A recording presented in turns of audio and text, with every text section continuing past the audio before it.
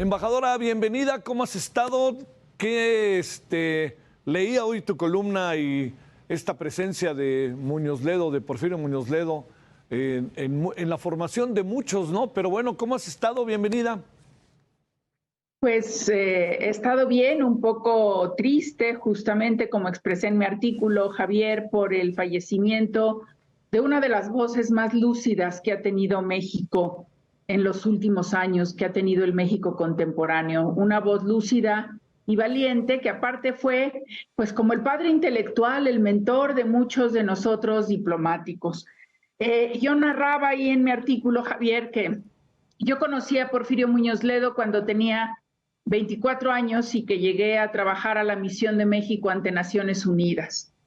Y tengo una anécdota que no narré en el artículo, pero que es muy interesante, que es que participo en la primera reunión de delegación y Porfirio hace una exposición de una serie de resoluciones que se iban a negociar y citó una resolución de manera equivocada. Y yo, joven, inexperta y quizás poco respetuosa, alzo la mano y le digo, embajador, se está equivocando de resolución. Es una de número X y no la que usted dice. Y bueno, se hizo el silencio en la sala porque después me dijeron, oye, nadie corrige a Muñoz Ledo y menos en público. Sí. Y entonces terminó la reunión y yo estaba con el embajador González de León y viene él. Y bueno, ya González de León decía, pues a ver cómo le va con Porfirio. Y afortunadamente se acercó don Alfonso García Robles y le dice, mi querido Porfirio, ¿de dónde sacaste esta diplomática tan joven y brillante? Y me salvó la vida García Robles. Y desde entonces, Porfirio y yo nos entendimos muy bien y toda mi vida le dije embajador, no licenciado, no diputado, nada. Para mí siempre fue mi jefe, el embajador en Naciones Unidas, después en la organización de la cumbre Alcue. Y me puse a revisar todos sus escritos. En algún momento trabajé también muy cercana con él como directora del Centro Latinoamericano de la Globalidad que él fundó. Y en sus escritos él decía esto tan relevante.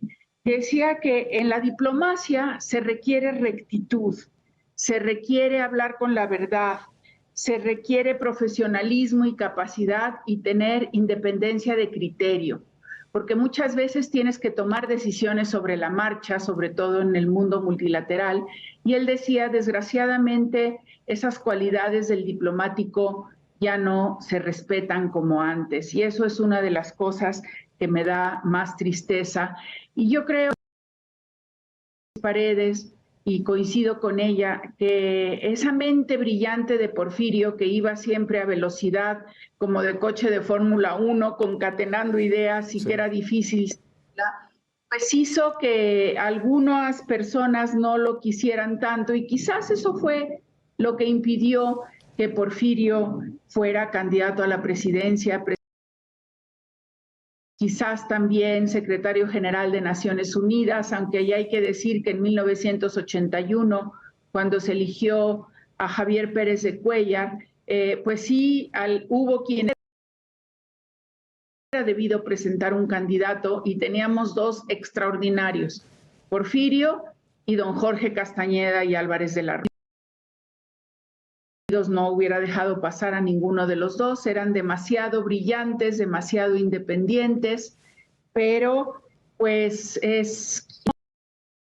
no alcanzó ese cargo. Y yo espero que aunque sea de manera póstuma, Javier, se le dé la medalla a Belisario Domínguez, que durante tantos años se le regateó, pienso yo, por mezquindad. Pero México perdió con la muerte de Porfirio a una de sus mentes más lúcidas y a un hombre de Estado con mayúsculas, a un hombre que siempre luchó por la democracia, por la transparencia, que siempre fue fiel a sus ideales, aunque no necesariamente a los partidos políticos, lo cual son dos lógicas diferentes. Así que creo que lo extrañaremos mucho y lo extrañaremos mucho en este momento político tan fundamental para México que van a ser las elecciones del 2024.